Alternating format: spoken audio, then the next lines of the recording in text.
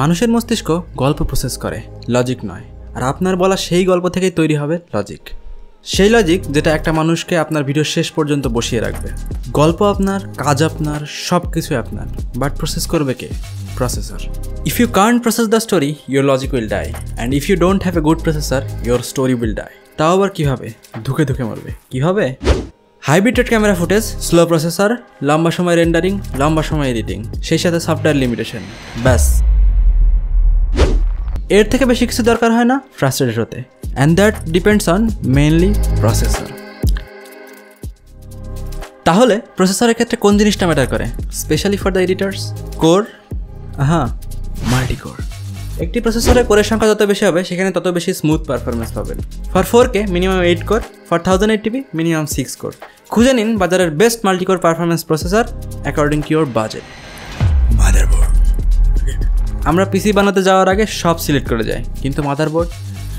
মা ভালো না হলে যেমন সন্তান বকে যাওয়ার সম্ভাবনা বেশি, তেমনি মাদারবোর্ড ভালো না হলে ট্রাস্ট মি, এই একটা জায়গায় যদি কিপটামি করেন তাহলে আপনার পারফরমেন্স ড্রপ তো হবেই, সেই সাথে রিপেয়ার শপে দৌড়াতে দৌড়াতে আপনার জীবন শেষ। আর ওয়ারেন্টি ক্লেম করতে গেলে সময় নষ্ট, কাজ নষ্ট, মোটিভেশন নষ্ট, এবং কাজের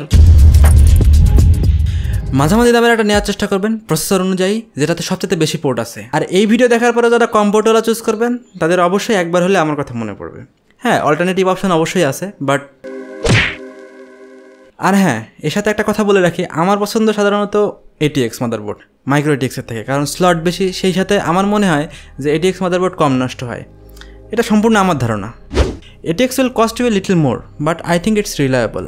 সেই সাথে বলে দেয়, কেসিং সিলেকশনে এমন একটা কেসিং সিলেক্ট করবেন যার সাথে ফুল সাইজ গ্রাফিক্স কার্ড লাগানো যায়। অ্যান্ড ইয়েস, এই ক্ষেত্রে সাইজ ম্যাটার্স। গ্রাফিক্স কার্ডের ক্ষেত্রে বলবো, যাদের বাজেট কম তারা APU নেন, আর যাদের বাজেট বেশি তারা বাজারে গ্রাফিক্স কার্ড ফেলে আসবেন না, কারণ কালার এডিট করতে গেলে লাগবে গ্রাফিক্স কার্ড। ট্রাস্ট মি, ইউটিউবের সব ভিডিওতে ভিডিও এডিট করার জন্য বলবে যে কোর ইম্পর্টেন্ট, জাস্ট APU এর মাধ্যমে এডিট করা যায়, খুব ভালোভাবে এডিট করা যায়। Believe it or not, 50 mbps bit রেটে 1080p একটি ফুটেজকে, আর এর উপরে যদি আপনি 5-6টা কালার অ্যাডজাস্টমেন্ট লেয়ার বসান, তাহলে 8 কোরের একটা CPU সেটা ফুল সাইজে প্লেব্যাক করতে পারে না। এর কারণ ডেডিকেটেড গ্রাফিক্স কার্ড নেই। এবার ভাবুন, বাজেট থাকা সত্ত্বেও যদি আপনি GPU বাজারে ফেলে আসেন, তাহলে বাসায় এসে এডিট করার সময় আপনি কী সমস্যা ফেস করবেন? আর এত কালার লেয়ার সহ রেন্ডারিং, সেটা আপনার সিঙ্গেল লাইফের মতোই দীর্ঘ, যেন শেষই হতে চায় না। র্যামের ক্ষেত্রে 3200 মেগাহার্জের মিনিমাম 2টা লাগাবেন।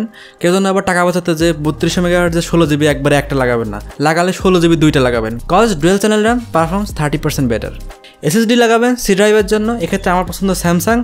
আর বাকিটা হার্ড ডিস্ক লাগাবেন, তবে খেয়াল রাখবেন যে যত পরিমাণ হার্ড ডিস্ক লাগান না কেন সেটার জন্য 7200 RPM হয়। বাজারে বেশ কিছু 5200 RPM-এর 2 TB 3 TB পাওয়া যায়, এগুলো খবরদার লাগাবেন না। 7200 RPM মিনিমাম, সেক্ষেত্রে আপনি 6 TB 10 TB কিংবা যা খুশি লাগাতে পারেন, কারণ ভিডিও এডিটিংয়ের ক্ষেত্রে অনেক মেমোরির প্রয়োজন হয়। হার্ড ডিস্ক কেন প্রয়োজন? কারণ আপনি যখন ক্যামেরা দিয়ে রেকর্ড করবেন সেক্ষেত্রে হাই বিট রেটে রেকর্ড হবে, সেক্ষেত্রে একটা লম্বা মানে বিনা কাটে একটা ভিডিও লম্বা হবে প্রায় বলা যায় 50 GB থেকে 100 GB, তারও উপরে হতে পারে যদি আপনার ক্যামেরার মানের উপর সেটা নির্ভর করছে। তো সেই ক্ষেত্রে আপনার প্রয়োজন অনুযায়ী আপনি হার্ড ডিস্ক বেছে নেবেন, সেই ক্ষেত্রে 1 TB মিনিমাম। আর তবে যাই নিন না কেন, অবশ্যই 7200 RPM-এর উপরে নেবেন। 7200 RPM থেকে 7200 RPM-এর উপরে, এর নিচে খবরদার নেবেন না, কারণ সেগুলোতে স্পিড খুবই কম পাবেন।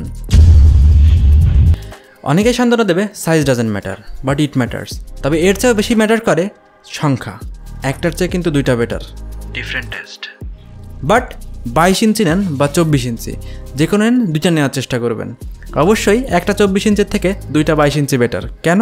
কারণ একজন ইউটিউবার হিসেবে ডাবল মনিটর আপনার কাজের গতিকে 7 গুণ বাড়িয়ে দেবে। সো একটা 27 ইঞ্চি নেওয়ার চাইতে 2টা 24 ইঞ্চি বা 2টা 22 ইঞ্চি দেন, এতে করে আপনি বৃহৎ একটা টাইম লাইন পাবেন। প্রিমিয়ার প্রোর মতো সফটওয়্যারগুলোতে, যেগুলোতে আলাদা আলাদা টাইম লাইন বা লম্বা একটা টাইম লাইন এডিট করার সুযোগ পাবেন, এবং অবশ্যই ভিডিও এডিটিং সফটওয়্যারগুলোতে আপনি এর উপকারিতা খুঁজে পাবেন।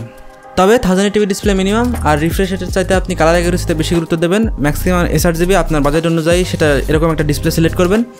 লাস্ট বাট খুবই ইম্পর্টেন্ট, দোকানে যে দোকানদার আপনাকে যাই বলুক না কেন, আপনি আপনার ডিসিশনে ফিক্স থাকবেন। দোকানদার অনেক কিছু দেখাবে এবং আপনাকে আপনার ডিসিশন চেঞ্জ করে খারাপ দেবে না, বাট ওইটার বদলে অন্য একটা দেওয়ার চেষ্টা করবে, বাট আপনি আপনার ডিসিশনে ফিক্স থাকবেন, কারণ নিজের বুদ্ধিতে পাগল হওয়া অনেক ভালো।